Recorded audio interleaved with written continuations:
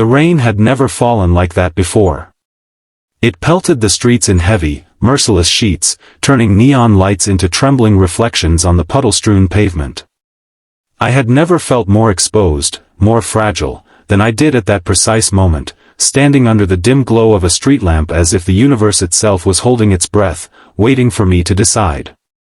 The air smelled of wet asphalt and something I couldn't quite name, a bitter sweetness that clung to my clothes and hair. That was when he leaned in, his voice low but urgent, cutting through the storm's roar. "Kiss me. He's watching."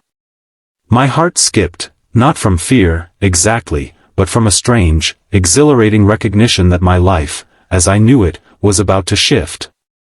If you believe in kindness, in second chances, and in the quiet magic that can change someone's world in a single moment, hit that like button, comment below, share this story, and subscribe to the Kindness Chronicles.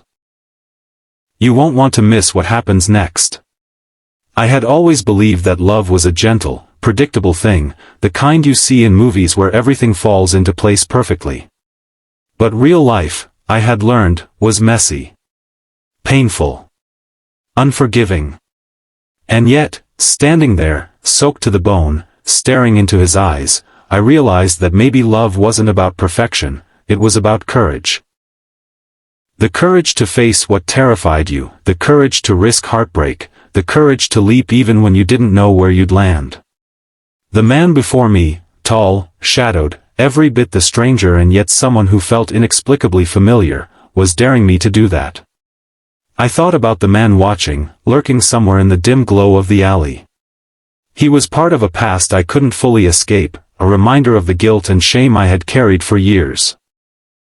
My chest tightened as memories clawed their way back, the whispered accusations, the feeling of helplessness, the moments I had sworn I would never let happen again. Yet here I was, standing at the precipice of something terrifying and beautiful at the same time. And when I looked at him, his eyes steady and unwavering, I realized that maybe this was my chance to reclaim not just love, but myself. I whispered back, almost to myself, almost as a dare, "Then let's make it real."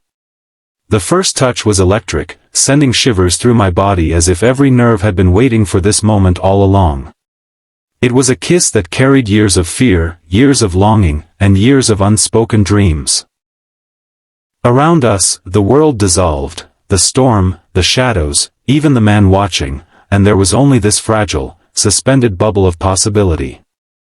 I had no idea what the consequences would be, no idea if this act of rebellion would free me or ruin me entirely, but in that instant, I felt alive in a way I hadn't felt for years.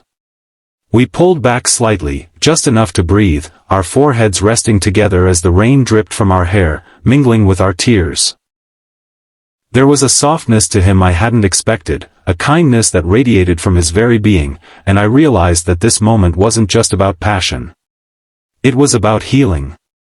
The kind of healing that comes when someone sees you, not just the surface you show the world, but the broken, jagged pieces you try to hide, and still chooses to stay. The night stretched on, and the rain turned to a gentle drizzle. He held me close, whispering stories of his own scars and regrets, tales of mistakes and lessons learned, all shared with the raw honesty of someone who had loved and lost but refused to stop believing. And as he spoke, I began to let go of the fear that had weighed me down for so long. Every whispered confession, every soft laugh, every lingering touch was a brick in the walls I had been building around my heart, walls I was finally ready to dismantle. But the man watching wasn't gone, and I knew that our actions had consequences. He had been part of my past, yes, but also a test, a mirror showing me how far I had come, how brave I had become. I realized that I could no longer let fear dictate my life. If love was risky, if happiness was uncertain, then perhaps it was worth risking everything for the chance to feel alive. And so, when dawn broke, painting the sky in hues of pink and gold, I didn't run. I didn't hide. I faced the light, hand in hand with him, knowing that whatever came next, I had finally chosen me. As the days passed, life didn't magically become perfect. There were challenges, moments of doubt, and echoes of the past that refused to fade quietly. But each day, I woke up to a love that was patient, compassionate, and real. We built something together, not just a romance, but a partnership that honored our scars, celebrated our victories, and welcomed the uncertain with courage. Every shared smile, every quiet embrace, every honest conversation was a testament to the fact that love wasn't about being flawless. It was about being willing to show up, again and again, even when it hurt.